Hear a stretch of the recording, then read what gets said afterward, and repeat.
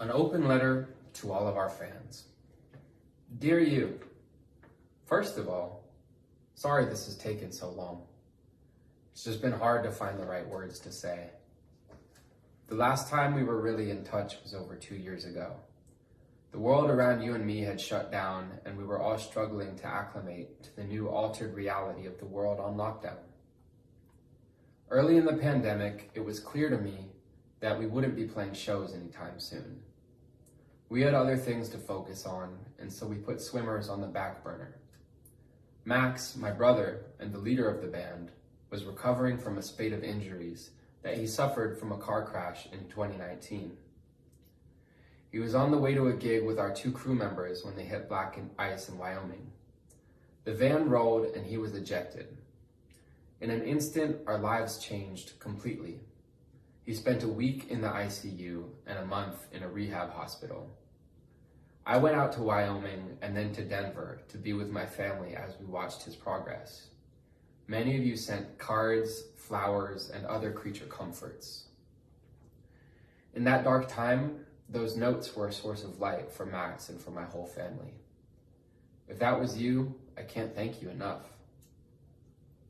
While many of his injuries were fixed by the time the pandemic began, Max was only at the beginning of his road to recovery. I moved back to our parents' house to be with him as he relearned how to walk. I spent those months with him and with my family adapting to the idiosyncrasies that accompanied his brain injury.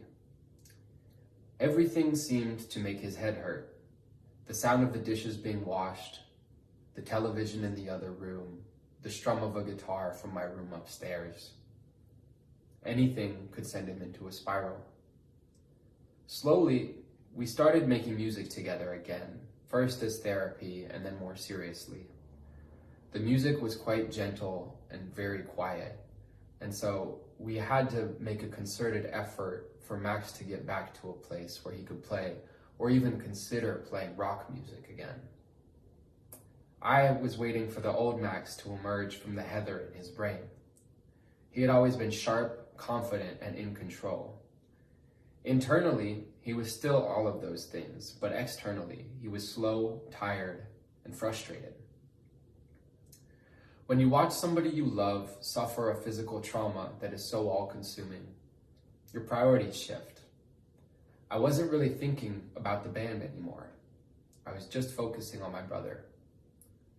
It's against that backdrop that my life changed once again. In July 2020, my friend and the drummer of SWMRS, Joey Armstrong, was accused of emotional abuse and sexual coercion by somebody that he had dated years before. They were not the same age when they dated. He was 22, she was 17. But nonetheless, the accusations came as a shock to me. Lydia was somebody that we considered a friend. When I first heard that she was going to call Joey out, I immediately called her.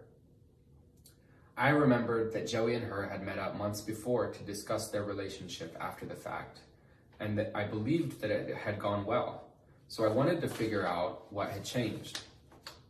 We talked twice, and it was going well until she made light of my brother's car wreck and suggested that we could post about the regrets on our Instagram story to prevent her from going public with her accusations. At which point, I had to step away from the situation. When she published her statement, I immediately saw that certain details were embellished to make it appear worse than it was. I was there. I remember their brief relationship. I remember when he spent Mother's Day with her family. As such, I was confused when she claimed that he forced her to keep the relationship a secret. Everyone involved in both of their lives knew about it. I was also confused because they never had sex, and yet many people began to refer to him as a rapist and to us as rape apologists. There was no accusation of sexual assault, and yet the statement was written to make it appear that Joey was a sexual predator. Maybe he wasn't a good boyfriend, but he is not a sexual predator. Maybe they shouldn't have dated, but they did. There are nuances to the situation that got lost. At the time, it felt wrong for me to interject, given that I'm neither Joey nor his ex-girlfriend. Ultimately, it isn't my story to tell, and I really didn't want to discredit her story, but the discrepancies were too glaring for me to take her side over his. I wasn't going to condemn my friend. Because we refused to condemn him, we got canceled. We started getting death threats. Private information about our lives was being passed around casually by people who felt betrayed by us. People were finding every creative way to tell us that we sucked and that they hated us. If you were one of these people, I get it. You had believed that we stood for something, and yet here we were, seemingly contradicting ourselves by standing by our friend amid these allegations. People that I had considered friends began posting statements condemning our band. I recalled in horror how I had participated in this frenzy several times before from the other side. I thought that I had been using my platform for a good thing, but in the end I was participating in a culture that rewards cruel behavior in the name of justice. And I only learned this because of how cruel people were being to us. We were being media flogged. SWMRS is not breaking up, but a chapter of our lives has emphatically closed. Joey and Seb have both stepped away from the band to grow their personal lives. Max and I are going to keep the band going. After everything we've been through, it feels stupid to quit. He has worked relentlessly on his recovery since the accident, with the sole intention of being able to play rock music on a stage again. Our band means a lot to us, and I think it means a lot to a lot of you as well.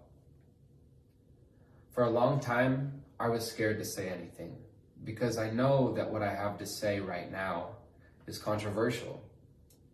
It doesn't fit neatly into the cultural binary of good versus bad. And I was scared because I don't want to fight anyone. That's the last thing I want to do. But I'm left, as this continues to interfere with our ability to do our job, I have no other choice. The time has come for us to set the record straight. Some of you will hear this and it won't be enough. If that's the case, you don't have to listen to our music. I'm only trying to tell you the truth. I've not always done the right thing, but anyone who really knows me knows that I always try to treat people with respect and to work from a place of love. No matter how this letter finds you, we're sending you love, respect, and gratitude. It's always been an honor to share our music with you.